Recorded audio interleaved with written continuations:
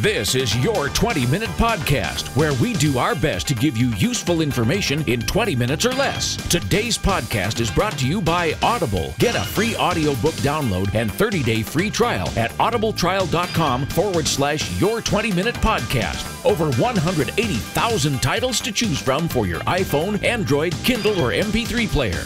Now, here's your host, David Brower. This is David Brower with your 20-minute podcast, and our special guest today from the East Coast, I'm going to guess New York, Kim Interdonato, talking about her new book, Shoes Are Like Men. Is that correct? You got it. I am from New York. I'm on Long Island, New York. It's still a little cold here, but I'm here. All right, that a girl. So I got to tell you, the way you communicate with our emails and our chit-chat and all that kind of stuff, it just makes me laugh. So your book has got to be frickin' hysterical. I have a very good sense of humor. The book, even writing it, I have to tell you, I wrote it when I took my computer out to different restaurants, because if you know the book, it's about shoes and men. Yep. I wasn't dating at the time, so I would take my computer out to different restaurants and write the book. And as I'm writing, I would laugh, because I was even finding myself funny. And, people must have thought I was some kind of lunatic, sitting in restaurants by myself, having a cocktail and having an appetizer and just giggling to myself. The book is very, very funny. Oh, my God. That's funny. So did the waiters and stuff come up to you and would your computer like another cocktail, ma'am? Are you okay? No, but I had a lot of people engage in conversation with me because they asked me what I was doing, and I told them I was writing a book. And I think everybody thought, even my family thought I was off the wall when I told them I was going to write a book, because I'm not a writer. I'm a hockey instructor.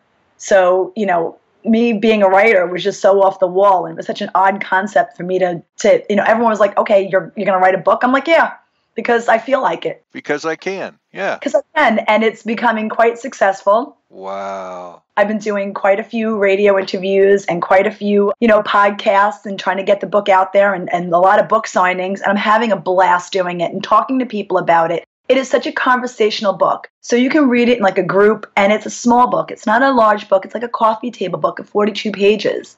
So if you read it with friends, you guys can all figure out which shoe you dated, or even men have been reading it and saying that it is so comical and they're getting such a funny insight of like what guys are really like. How fun. It's such a fun book, and it was so much fun to write, and I'm having a blast with it. And even reading it, reading it over and over again a million times, I go back and there's so many funny one-liners in there.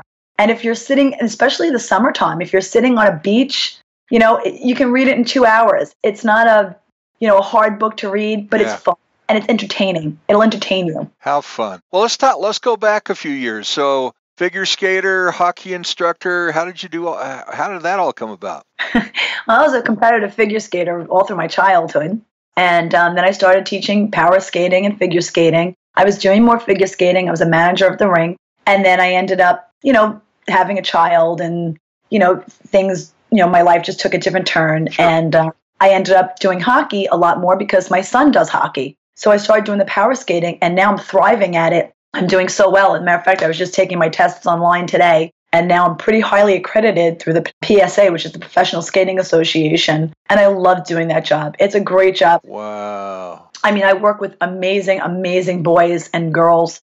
And I'm blessed. How many people get to go into work and is grouchy, and I come out and I'm actually really happy. I mean, right. I have a great job. So what's power skating? What does that mean? Power skating is the hockey end of skating. Okay. Hockey is a great, great sport. But if you can't skate, you can't do ice hockey. And you need to learn how to skate properly. And I tell all my kids all the time, if you do this correctly, it's not so hard and it's easy. But you have to learn how to do it. It's not something that just comes natural. Yeah. How cool. Good for you. And you've been doing that for what, 25 years altogether?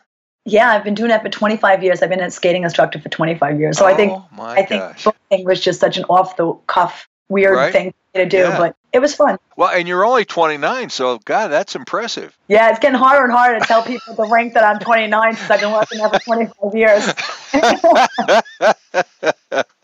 All right, well, let's get back to the book. Shoes Are Like Men. How did you, and you did the illustration, too. The cover of it's just a trip. And so you must have some artist skills. Yeah, I went to college to become an artist, and I'm a hockey instructor and a writer. Go figure. I'm the epitome of not using your degree. But, at least I put it to work with the illustrations, and I had a great time doing it. I was looking, and I was doing the book, I was looking for pictures to go with the shoes that I was writing about, like the broken shoe, the charity shoe. And my publisher kept going back and saying, well, we can't use that one because that was from the internet. We can't use that one. I'm like, you know what? The heck with you. I'm going to draw it myself. Nice. So I ended up doing it myself, and I had a great time doing it. That was more stressful, believe it or not. And writing the book was just so much fun. And, I hope whoever picks up the book, and I hope your listeners do grab the book, because it's not an expensive book. I wanted it to be a small, inexpensive thing so everybody can enjoy it. It's Nice. really so much fun, and I truly, truly had a great time writing it. So you are a Renaissance woman. I like to say a jack of all trades, but master of none. Yeah, because you always hear the term Renaissance man, And by definition, you're a Renaissance person. This is it's cool, all the things that you do. And you catch people off guard, like your folks go, you're writing a book? What? And you're fearless, right? I am, but I'm not. Everything, and I always tell everybody, everyone's like, oh, I can't believe you're doing this. I can't believe you're doing that. And you just took your hockey test and you just wrote a book and, you're doing all these things.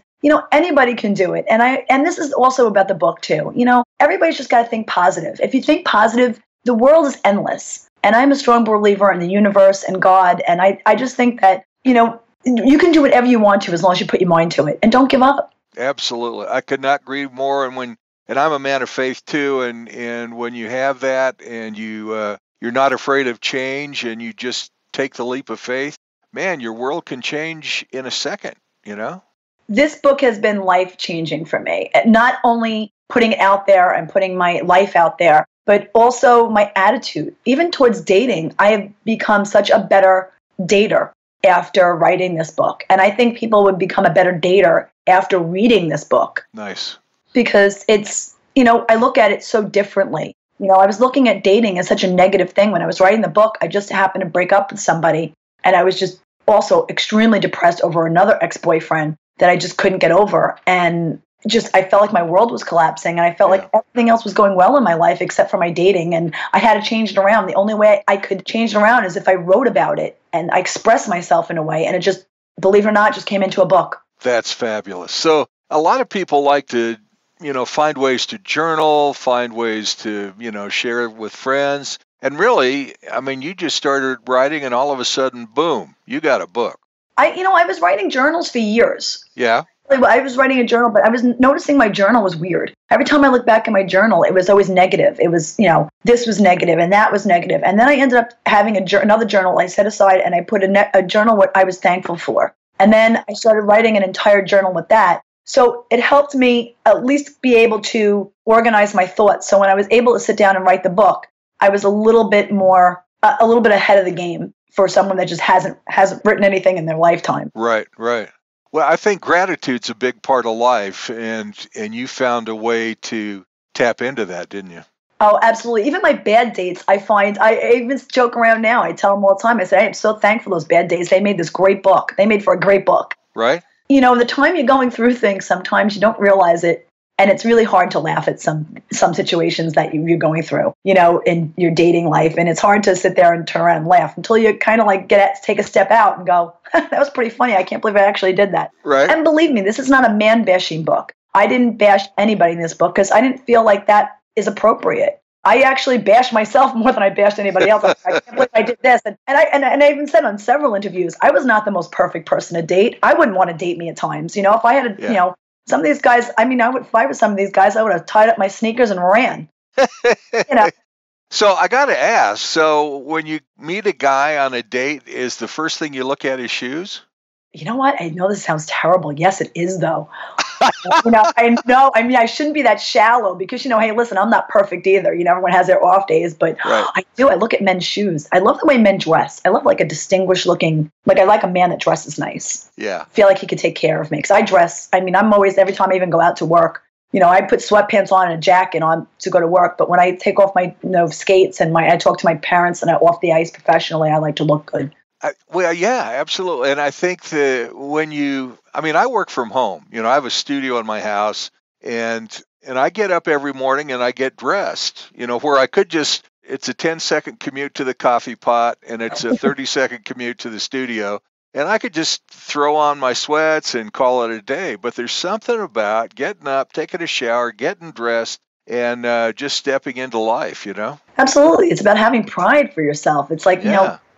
If you feel good, you're going to look good, you feel good, you're going to project that energy. And everybody projects an energy about them. And you can either have a very negative energy or very positive. And I know that my energy is extremely positive. And even when I talk to people, you always try to find the good in people. Absolutely.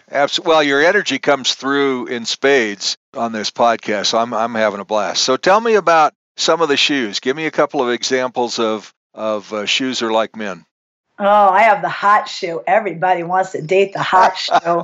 Boy, I'll tell you, I've dated enough hot shoes, and they've broken my heart. And I've tried to impress the hot shoe. And in the book, you'll hear about my dating situation of how I tried to impress my hot shoe. And at the end, he dumps me for the girl that can actually tame the hot shoe. Then we have the charity shoe, which is always my favorite. That's the guy you always, you break up with, you go back with, you go back, you break up with, you go back with. I had a bunch of shoes one time, like 20 shoes, and I had a charity box. And to put these shoes, I felt like I was giving away one of my children. Oh, my gosh. Like, no, I feel so strongly about my shoes. I know this is stupid, and I know it's an inanimate object, but it's I love shoes. I love buying them. I love going shoe shopping. It's like my favorite thing. I feel like it dresses me up. I feel good when I wear them. So to give away 20 of them was like horrible. But that was the same thing like the guy that you break up with. It's like I was giving away, I was taking them back. I was giving away, I was taking them back. And then there was dates that I didn't even go on. I've had dates that I never even went on, and that was those are some other different shoe styles. So how would that work? So you have a date set up and you don't go on it, and how does that relate to a shoe then? There was a guy that I was going, I tried to go out with, I was trying to go out with and trying to go out with, and he just kind of never asked me out. So that was a shoe that I just kind of left on the shelf. You go shoe shopping. Like that, yeah. You just kind of left that shoe on the shelf, that shoe was in, like how many times you go past a shoe rack and you're like, or, a shoe store and you're like, I really like that shoe. Maybe I'll buy it later. Maybe I'll buy it later. And you never end up buying the shoe. That was this guy and me in this date. He never ended up going on the date with me. He never ended up buying the shoe. I was like this thing on the shelf. So, what you think the book would be is not. And that's what I love about it. And that's what I love. Like, whoever reads the book, you can put whatever you want to it. It's put your own style to it. How fun is that? Make it your own, really. Absolutely. And that's what's so great and conversational about this book. I love the idea. In fact, it seems like when I was looking through some of your stuff, there was if I remember correctly, there was a video with you and 3 or 4 other ladies, and you were just chatting about the book, right? Yeah, I did several podcasts, and women. I mean, you ask them about their dates, and I'll tell you, I've been asking more men about their dates, and I'm getting the greatest conversations out of them, because everybody wants to tell you about what happened and what this crazy guy did or what he did, or even men have been coming up to me. My guy friends have been coming up to me and have been asking me, "Can you write a book on the flip side?" And I think that's definitely going to be in the works. Oh my gosh, yeah.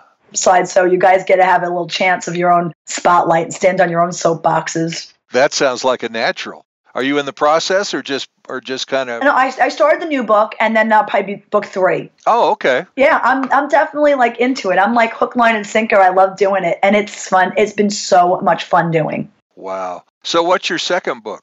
I think it's going to be Men Are Like Cocktails. I haven't decided if it's going to be Men Are Like Cocktails or Men Are Like Shoes again. Yeah. So shoes are like men again. So I got to write about things I know, and I'm not the biggest drinker in the world, so cocktails are a little hard for me. But shoes I know pretty darn good.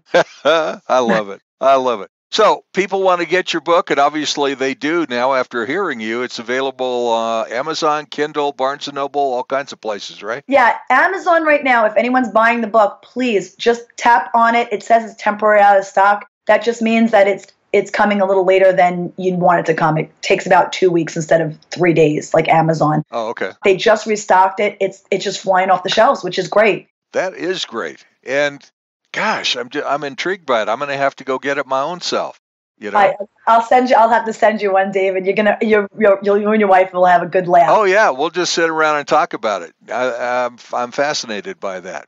All right, so it is Kim Interdonato in Long Island, New York, and you can find the book "Shoes Are Like Men" Amazon, Kindle, Barnes & Noble. Do you have a website where people can check in and laugh with you?